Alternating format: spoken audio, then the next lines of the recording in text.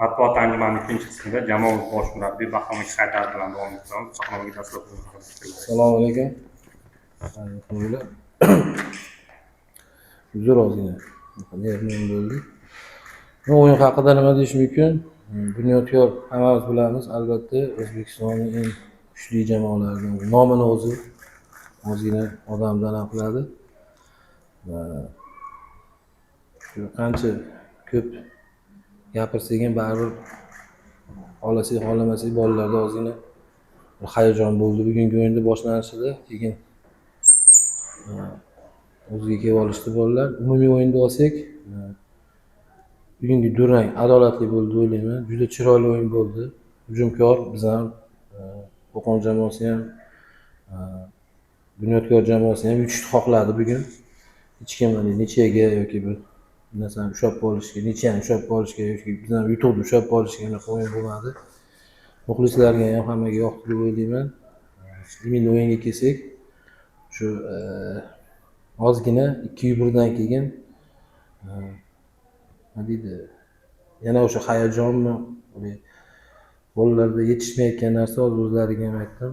2-1da Bunyodkorga qarshi bo'lsa ham, balki mana jamoalar bor, 3-1 qilishi mumkin, 4-1 qilishi mumkin. Yana oldiga qarab o'ynayverish kerak o'yin chiqayotganda. Biz o'zimiz 2-1dan keyin ularga imkoniyat berib qo'ydik. Shu gol kiritishga.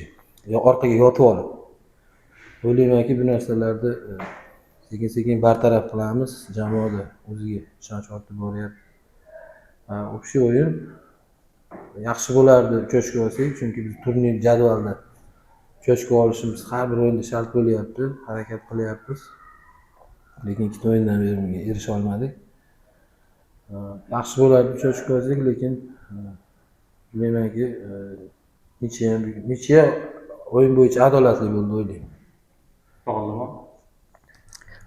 Ayniqsa birinchi bo'limda maydon markazi raqibga berib qo'yildi. Yarim himoyachilar juda sust o'ynadi. Qanday izohlaysiz? Ozgina biz ham sezdik shuni, chetdan turib o'zi o'yinni boshida ham aytdik, oldingi o'yinlarni ko'rib chiqib, shu maydon markazida 3 ta yarim himoyachi bilan o'ynashadi ular. Bir-biriga yaqin. Bizda ozgina boshqacharoq, lekin o'yinchilarimizdan talab qildik. Shu to'p Bunyodkorga tushganda ozgina bo'ji deydi, nima deydi o'zbekchasiga? Yaqinroq bir-biriga o'ynash kerak edi. Ozgina keng bo'lib ketdi, endi keng.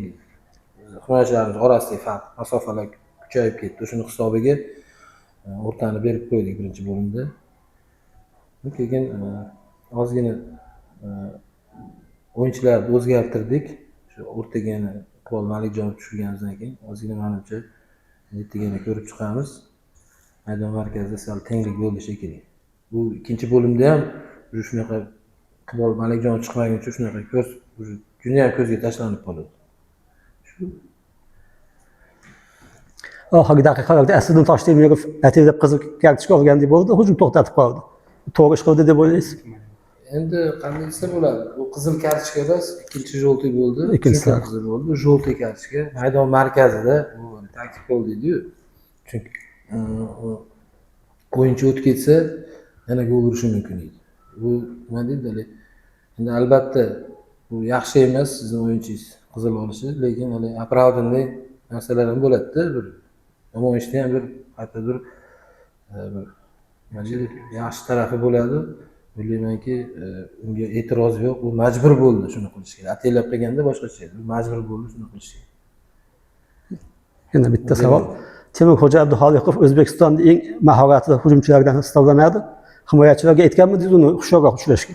Albatta. Oxirida foydalanib ketdi yarim vaziyatda. Birinchidan Temurxo'jani biz asosiy tarkibga chiqarib o'yladik.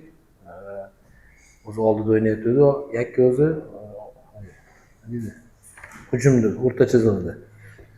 Juda ko'p bu haqida gaplashganmiz, himoyachilarga ham aytilgan, juda yaxshi to'pni, nima deydi, saqlanib qiladi, o'zi ushlab turadi va juda ham mahoratli. Yarimta moment bersangiz ham gol urib qo'yadigan napadachi.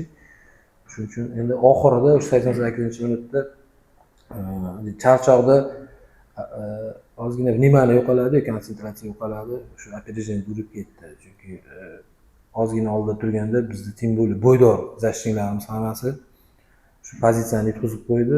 Va unaqa napadayishiga bu yetarli bo'ladi. Yarimta moment bunaqa mahoratli napadayishilar. Shu aytilgan edi, endi mahorat shunchalik kuchli ekan, mana komandasini olib chiqib ketdi. Savol bo'lmasa, matbuot anjumani shu yerda yakunlaymiz. Barchaga rahmat. Rahmat, Keyingi sog' omad. bo'ling.